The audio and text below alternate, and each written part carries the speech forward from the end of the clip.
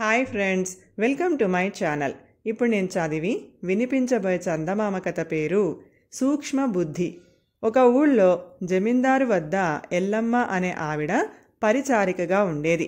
చనిపోయిన ఆమె భర్త కూడా ఆ జమీందారి గారి వద్ద పనిచేసిన వాడే.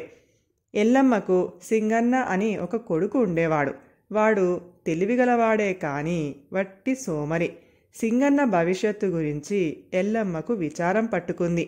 ఆమె వాడితో, నీకు ఏ పని రాదు, ఏ పని నేర్చుకోవు, ఇలా ఉంటే ముందు ముందు నీ గతి ఏం కాను, ఏదైనా పనిలో ప్రవేశించరా అన్నది. తల్లి చెప్పినది నిజమేనని తోచి సింగన్న, నా తండ్రి జమీందారి గారి దగ్గర పని చేశాడు, నాకు కూడా అక్కడే పని ఇప్పించు అన్నాడు. ఎల్లమ్మ సంతోషించి వెళ్ళి జమీందారుతో ఆ మాట చెప్పింది.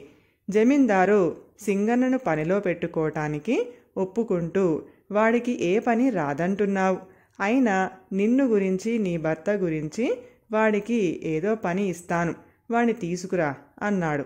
మర్నాడు ఎల్లమ్మ సింగన్నను జమీందారు దగ్గరికి తీసుకుపోయింది.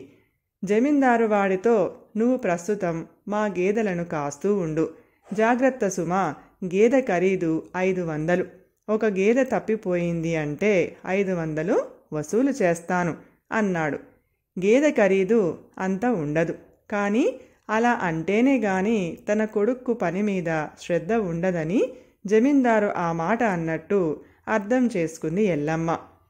తర్వాత సింగన్న కొన్ని రోజుల పాటు జమీందారు గారి గేదెలను మేపుతూ వచ్చాడు.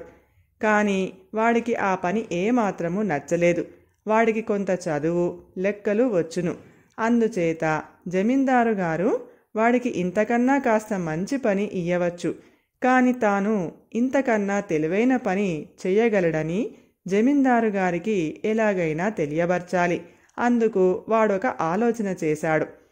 ఒకనాడు సింగన్న జమీందారు గారి గేదెలను కాసే పని మరొక కుర్రవాడికి అప్పగించి ఆ పని చూసినందుకు వాడికి కొంచెం పప్పు బెల్లము పెట్టి ఒక గేదెను మాత్రం తోలుకొని పక్క గ్రామానికి వెళ్ళాడు.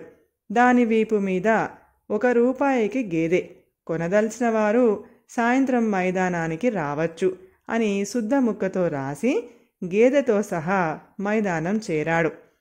₹1తోనే గేదెను కొందామన్న ఆశతో మైదానం మీద దాదాపు 2000 మంది చేరారు. సింగన్న వాళ్లతో, మీరంతా గేదెను కొందామని వచ్చారు, కానీ ఒక్క గేదెను ఇంతమందికి అమ్మాలంటే చీటీ వేసి ఎవరి పేరు వస్తే వారికి గేదెను అమ్ముతాను. చీటీ కట్టదలిచిన వారు నాకు ₹1 చొప్పున ఇవ్వండి అన్నాడు. అందరూ సింగన్నకు తాము తెచ్చిన రూపాయలు ఇచ్చారు. సింగన్న అందరి పేర్లు చీటీల మీద రాసుకొని వారిలోనే ఒకరి చేత చీటీ తీయించి ఆ పేరు వచ్చిన వాడికి గేదెను ఇచ్చేసి ₹2000 పట్టుకొని యజమాని వద్దకు వెళ్ళి, మీ గేదె పోయింది, ఇదిగోండి డబ్బు అని తాను సంపాదించిన డబ్బంతా యజమాని ముందు పెట్టి జరిగిన సంగతి అంతా చెప్పాడు. జమీందారు ఆశ్చర్యపడి, నీకు బుద్ధి ఉందిరా, నువ్వు ఇక గేదెలను కాయకు అని సింగన్నకు కొంత డబ్బు బహుమానంగా ఇచ్చి వాణ్ణి తన లెక్కలు చూడటానికి పెట్టుకున్నాడు. తన కొడుకు తెలివితేటలు అక్కరకు వచ్చినందుకు ఎల్లమ్మ కూడా సంతోషించింది. కథ సమాప్తం. ఈ కథ గనక మీకు నచ్చినట్లయితే ప్లీజ్ లైక్ చేయండి, షేర్ చేయండి. మరిన్ని మంచి మంచి కథల కోసం మా ఛానల్ని సబ్స్క్రైబ్ చేసుకోండి. Thank you.